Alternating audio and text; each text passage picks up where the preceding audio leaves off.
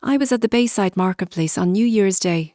To those who don't know, something unexplainable happened that night. Something that the authorities covered up and put off as teens starting a riot.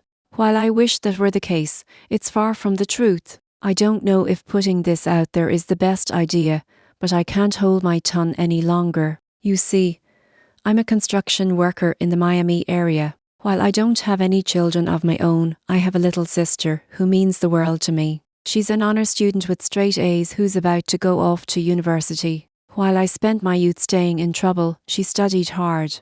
And before she leaves, I wanted to do something nice for her.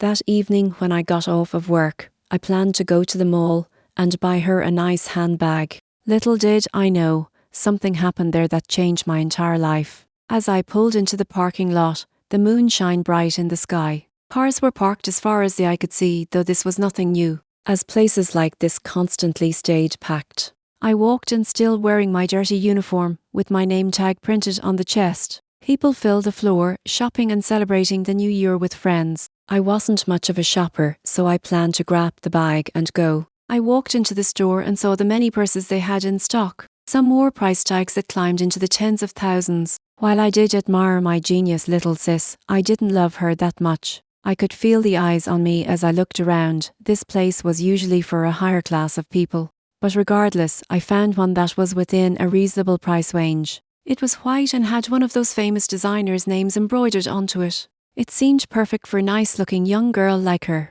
I grabbed it and walked over to the register to pay. The preppy woman had a look in her eye like she was afraid to touch me. But it didn't matter. I was proud of my sister, and she deserved to be rewarded. After she backed the purse up, I was ready to leave. But that's when it happened. He saw people running in droves, their faces filled with terror and shock, not looking back no matter what. I walked into the confusion to see what was going on. That's when I saw them, strange shadow-like creatures walking through the mall. There were about 5 of them, and they all had to be at least 12 feet tall, all slinking around like creatures from a sci-fi film. With a fight or flight response, I turned to join the crowd in running, dropping my sister's purse like it was yesterday's trash. But as I began running, one of those creatures towered above me.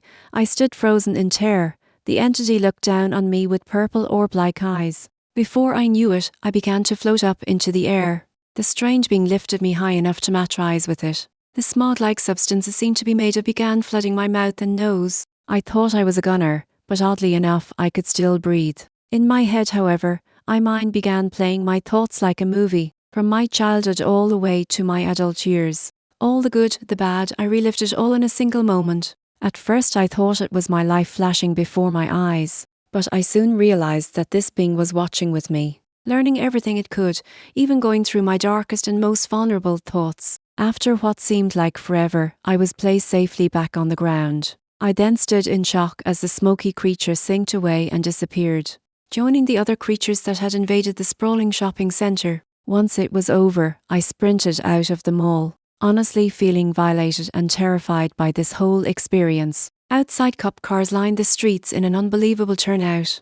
There was no doubt in my mind they had to be preparing for war, in an attempt to protect and drive these horrible invaders away. But sadly, I would be sorely mistaken. As time passed, I began to hear them talking about a riot being started, that a bunch of teenagers were throwing fireworks and fighting. I was naturally confused. There were never any rowdy kids. There weren't any fireworks either, just ungodly beings not from this world. Why were they trying to hide it? I would attempt to talk to several officers, but they didn't want to hear it.